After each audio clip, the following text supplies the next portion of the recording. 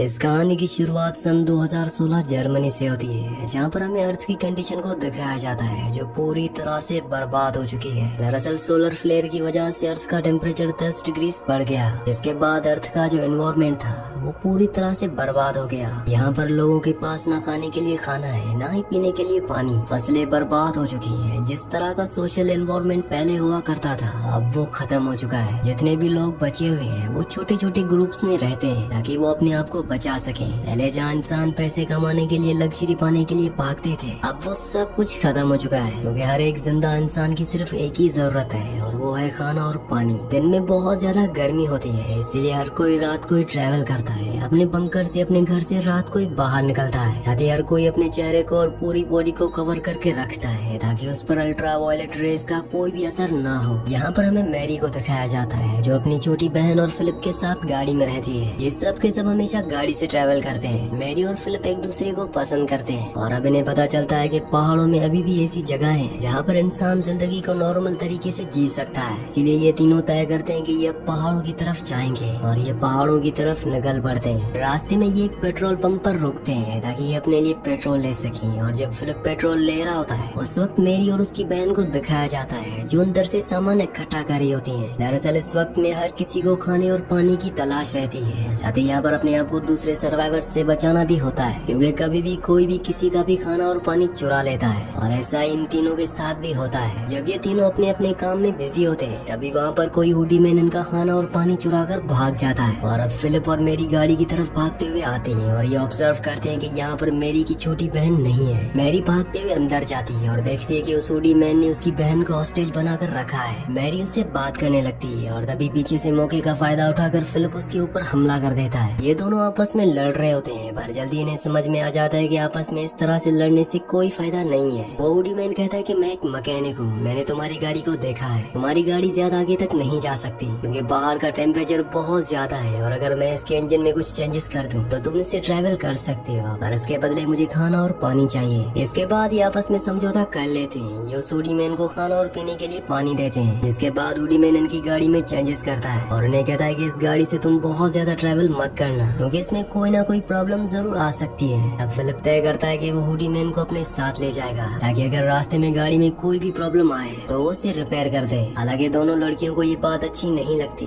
पर इनके पास शायद इसके अलावा कोई भी रास्ता नहीं है और अब ये चारों के चारों गाड़ी से पहाड़ों की तरफ निकल पड़ते हैं। और बहुत लंबा सफर तय करने के बाद ये देखते हैं कि आगे रास्ता ब्लॉक है। वहाँ पर मेटल का एक बहुत बड़ा स्ट्रक्चर पड़ा होता है। पहले ये उसे हाथ से ढकेलने की कोशिश करते हैं पर वो बहुत भारी होता है, इसीलिए ये उसे हिला भी नहीं पाते। इसके बाद ये गाड़ी में रस्सी को बांधकर उस मेटल स्ट्रक्चर को खींचते हैं और ये प्लेन इनका काम कर जाता है। ये उसे रास्ते से हटाकर आगे बढ़ते हैं और कुछ दूर जाने के बाद ये देखते हैं कि वहाँ पर एक गाड़ी का एक्सीडेंट हुआ है जो कि नीचे गिरी हुई है। इन्हें लगता है कि गाड़ी में खाने और पीने का कुछ न कुछ सामान होगा जो उनके लिए बहुत जरूरी है, इसीलिए फिलिप और हुडी मैन तय करते हैं कि वो नीचे गाड़ी के पास जाएंगे। ये दोनों के दोनों गाड़ी के पास जाते हैं जहाँ पर सच में गाड़ी के अंदर खाना और पानी होता है। इसके बाद वॉकी टॉकी से फिलिप मैरी को कॉल करता है और कहता है कि यहाँ पर पानी है, लेकिन पानी को ऊपर तक ले जाने के लिए हमें पानी का एक बड़ा डिब्बा चाहिए जो गाड़ी में है, तुम्हें उसे लेकर नीचे आना होगा। मैरी साफ साफ मना कर देती है और कहती है कि मैं अपनी बहन को अकेला छोड़कर नहीं आऊंगी। फिलिप उसे समझाने की कोशिश करता है लेकिन मैरी अपनी बहन को अकेला नहीं छोड़ना चाहती। पर जब मैरी की बहन कहती है कि मैं कोई छोटी बच्ची नहीं हूँ, मैं अपना ध्यान खुद रख सकती हूँ, तो मैरी फिलिप की और हुडी मैन की मदद करने के लिए नीचे आ जाती है। और कुछ ही देर बाद इन तीनों को मैरी की छोटी बहन की चीख की आवाज आती है। ये तीनों के तीनों ऊपर भागते हैं। अभी मैरी का पैर स्लिप हो जाता है और वो वहीं पर बेहोश हो जाती है। जब उसे होश आता है तो देखती है कि वो पूरी तरह से अकेली है और कुछ दूर चलने के बाद उसे वहाँ पर हुडी मैन मिल जाता है जो मैरी को बताता है कि इससे पहले कि हम गाड़ी तक पहुँचते हमने देखा कि वहाँ पर बहुत सारे लोग हैं। ये लोग बहुत ही खतरनाक हैं। इन्होंने जानबूझकर हमारे लिए यहाँ पर ट्रैप बिछाया था।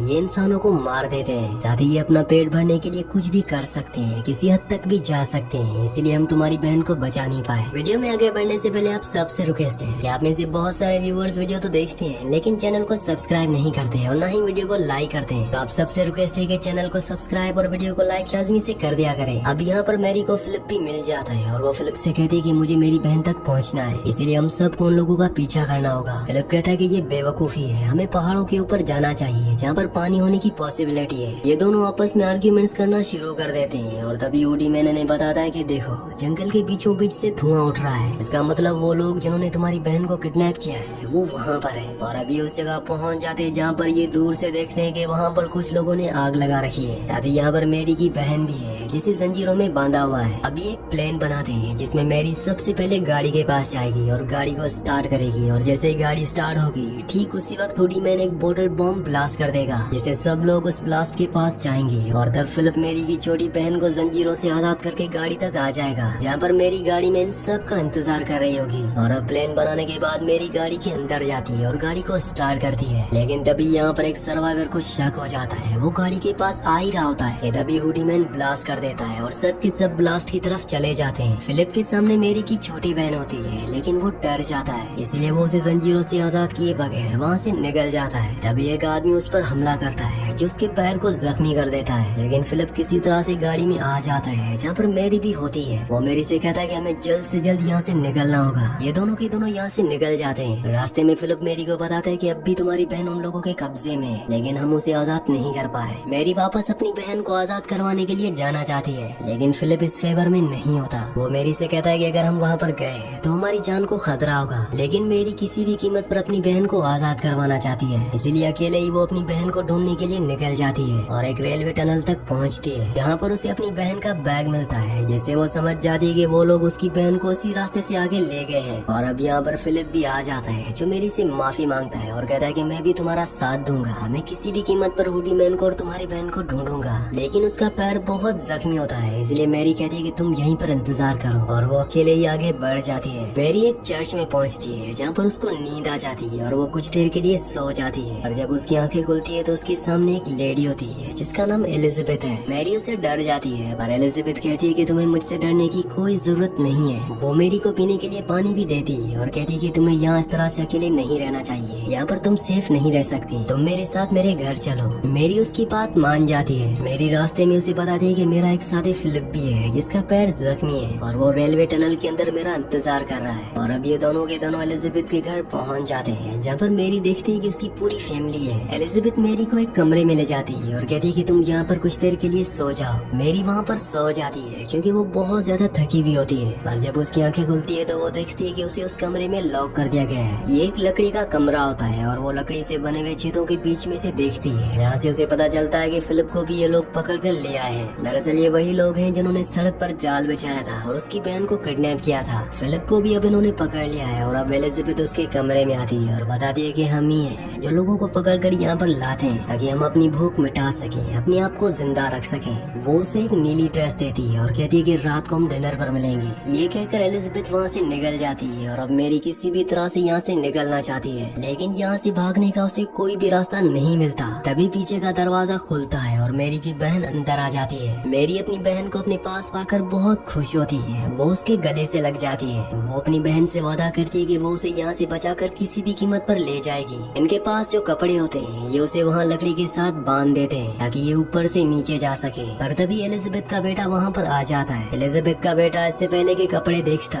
मेरी जानबूझकर उसे अपने गले से लगा लेती है। ठीक इसी वक्त मेरी की छोटी बहन मौके का फायदा उठाकर पीछे से उसके सर पर हमला करके उसे बेहोश कर देती है। इसके बाद मेरी अपनी छोटी बहन को कपड़े से नीचे उतारती है और कहती है कि तुम जंगल की तरफ जाओ और खुद वो उस ड्रेस को पहनकर बाहर आ जाती है। जहाँ पर एलिजाबेथ को लगता है कि उसने उनकी बात मान ली, वो उसे अंदर ले जाती है जहाँ पर एलिजाबेथ की पूरी फैमिली होती है। यहाँ मेरी को खाना दिया जाता है, लेकिन वो इस तरह का खाना नहीं खा सकती, इसलिए वो खाना फेंक कर बाहर भागने लगती है। और अब एलिजाबेथ का बेटा जो बेहोश था वो होश में आ चुका होता है। वो मेरी को पकड़कर बांधकर एक कमरे में ले जाता है जहाँ पर पहले से ही फिलिप होता है। वो फिलिप को मार देता है और उस जगह से निकल जाता है। इसके बाद मेरी किसी तरह से चाकू से अपने हाथ की रस्सी को काट कर यहाँ से भागकर एक दूसरे कमरे में जाती है जहाँ पर वो देखती है कि बहुत सारे बंदी है जिनमें हुडी मैन भी एक है। और अब क्योंकि मेरी ने उस दरवाजे को खोल दिया तो सब के सब यहाँ से भागने लगते हैं। मेरी जंगल में जाती है जहाँ पर उसने अपनी बहन को जाने के लिए कहा था। वो देखती है कि वहाँ पर एलिजाबेथ ने अपने बेटे के साथ उसकी बहन को एक बार फिर से पकड़ लिया है। एलिजाबेथ मेरी से कहती है कि मुझे लगा था कि तुम सबसे अलग हो, इसीलिए मैं चाहती थी कि तुम मेरे साथ हमारी टीम के साथ शामिल हो जाओ, लेकिन तुम भी दूसरों की तरह निकली। और अब एलिजाबेथ उसके पास आ जाती है और मेरी उस पर हमला करके उसे जख्मी कर देती है। और जब उसका बेटा देखता है कि उसकी मॉम जख्मी है तो वो अपनी मॉम के पास आता है, जिससे मेरी को मौका मिल जाता है और वो अपनी बहन को आजाद करके यहाँ से निकल जाती है। जल्दी हुडी मैन भी इन्हें मिल जाता है और ये तीनों के तीनों आसमान की तरफ देखते हैं जहाँ पर पक्षी उड़ रहे होते हैं। इसका मतलब ये है कि यहाँ पर जिंदगी है। और जब ये पलट कर वादी की तरफ देखते हैं तो वहाँ पर इन्हें बंजर चीजों के अलावा कुछ भी नहीं मिलता, यानी कि यहाँ पर भी जिंदगी नहीं है। लेकिन इन्हें इस बात की तसल्ली है कि यहाँ पर कुछ पानी जरूर है, पर इन्हें नहीं पता कि यहाँ पर कितने वक्त तक सरवाइव कर पाएंगे। इसी सीन के साथ इस मूवी का, इस कहानी का एंड हो जाता है। अगली कहानी आप किस मूवी पर सुनना चाहते हैं मुझे नीचे कमेंट्स में जरूर बताना, क्योंकि मैं आपके कमेंट्स पढ़ता हूँ और आपके प्यारे प्यारे कमेंट्स का बहुत बहुत शुक्रिया।